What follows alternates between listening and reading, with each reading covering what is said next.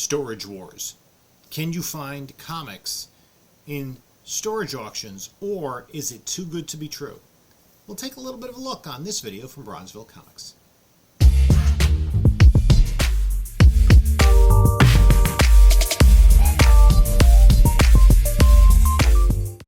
Hey there, comic book community. This is Jim from Bronzeville Comics coming to you with another video.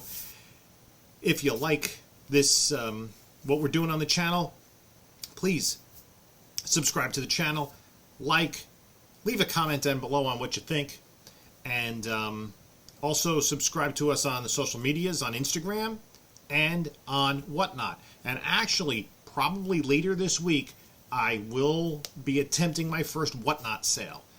So that's something to look forward to, and I also am going to be doing some claim sales in the near future to move some of these books I have behind me, because I'm always looking for more comics, and I can't keep them all. But I'm constantly looking for places to find comic books. So one of the areas I was looking were in storage auctions. Many of you might be familiar with the show Storage Wars, where people who go around and bid on unopened storage lockers in case there might be some treasure there, collectibles or some other items that they can resell, and they kind of compete against each other.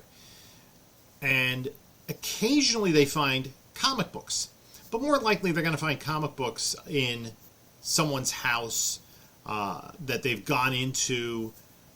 Antique dealers will go into a house, look at the entire contents of the house, and offer a price for everything that they want to take. In Storage Wars, I did find, I'm not a regular viewer, I did find one episode in which they found comic books along with toys. It was more toys than comics, and there were some comics, and they had somebody there giving them an idea of what everything was worth, and the comics were, the one thing that caught my eye immediately was the Rebirth of Superman, the white polybag edition, which you find everywhere. Even when you're not looking for comic books, you find that comic. So it wasn't anything exciting. But there was a YouTube video done by two of the guys that are on that show, where they were opening a dresser drawer and found Silver and Golden Age and some Bronze Age comics in there that were really great, but they didn't really know exactly what they had. There are people who know a little bit about comics, but not a lot about comics. So I started to think, well, where can you find these auctions online? So I was looking online, and I actually came across a couple of things. Now, here's one. This is from a private seller who I guess is selling the contents of a storage locker in New York City. And they have, it's mostly 90s books, and you can see everything here is showcased to make sure that it looks as good as it possibly can look. And I'm going to assume the best books, the Deadpool #1, some Silver Surfers, some minor key X-Men issues are put on top. There aren't really, I wouldn't think that there's a whole lot here. Even if I saw this as a garage sale, unless it was within like 10 minutes of me, I probably would take a pass on that. So there's other stuff. The thing is, usually if you go to these things, it's now this is somebody who had their own, so you might be able to tell them. Now here's another one, and it says it appears to contain household, toys, boxes, comics, and this one does show comic boxes, and you can see there's a 1970s Flash, there's a Punisher in these totes, and then there's a lot of other junk. Now the problem, even if I was interested in the comics, as an Action Comics or What If from the 70s, so the 1970s books, and the Punisher book is, I believe, from the 80s, but then there's so much other stuff that I would have no idea what to do with. It would almost be like if you found the comics, you just like throw away the rest. Now, here's something, and I talked to some members of the community because this looks so inviting. And let's take a look at this particular listing. And it is ginormous. There are, on the floor, milk crates filled with books. And then on shelves, some more milk crates and some boxes, comic book boxes. Now, would the stuff in the boxes be better than the stuff in the crates? Now, you can't really tell what's in the boxes. It could be great stuff. Now, there's some good 1970s books, Adventure Comics, Commandy, Action, Tomb of Dracula. Some Tomb of Dracula books is number 10 underneath there. Well, here's the question. Does the DC Comics Presents, there are some huge key issues there. The question is, does the person who put this together know comic books? Because if you're going to entice buyers, you're going to show your best stuff, right? You're just selling the whole thing. Silver Age Justice League of America, some Silver Age action, key kind of detective comics there.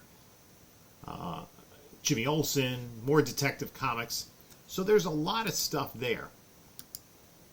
But there's no real clear indication of what is underneath. So I talked to some fellow members of the comic book community, and the current bid on this is $16,010 with 2 days left. A, that's too rich for my blood. And B, the other thing is you don't know what's there. It is wonderfully staged. But are the very best books the one that's being shown, or are there better books underneath? You have no idea. You're really taking a gamble if you go after something like this. So it's enticing, because the thought that, well, there's a couple of Tomb of Dracula books there. Did this person collect Tomb of Dracula? And if there's stuff from the 60s and 70s just lying there in milk crates, what was put in the comic book boxes? It could be, I'm not saying that this is, but there have been instances of people who've gotten scammed. That someone who buys bulk books, right, the books that aren't even worth $1, the books that are never going to sell, they get a whole bunch of long boxes and stage an auction where it's sight unseen. You just see the pictures that are available online, and nobody really knows what's there. And what it is you have some decent books on top, and probably the books that are visible there are, let's say, worth $500 to $1,000. And that might be a little optimistic. They're nice books, but they're basically $10 to $20 books, unless they're in really high grade. The nicest book there is probably the Detective Comics book. Everything else is just filler books. Nice books, and has promised that there's something else there. But you're buying it blind. You're putting in a bid for everything that's in there, and it's yours. And the nice thing about that is it's well organized. There's shelving that one could use. There are boxes there, comic book boxes, but what's inside? You have no idea, and you're really taking a huge gamble. Let's say on its best day, what you see is worth $1,000. You're risking that what you don't see is worth more than $15,000 rather than a couple of $100 in bulk. The moral of the story. So, and when I talked to people, they had told me stories of people who bought something sight unseen, maybe not on a storage site, but on some sort of listing. Sent the money, said, this looks promising. And what you saw were the best books.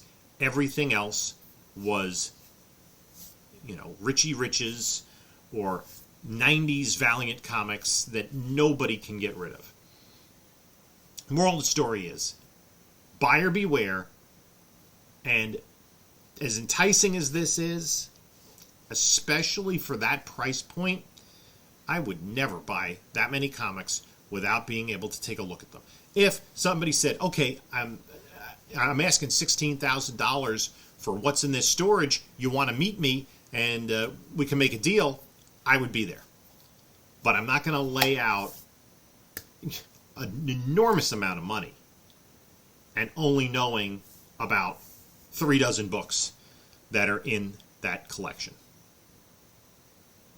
So I'm always on the hunt for books, and these books right in my wheelhouse, Silver and Bronze Age, love that stuff.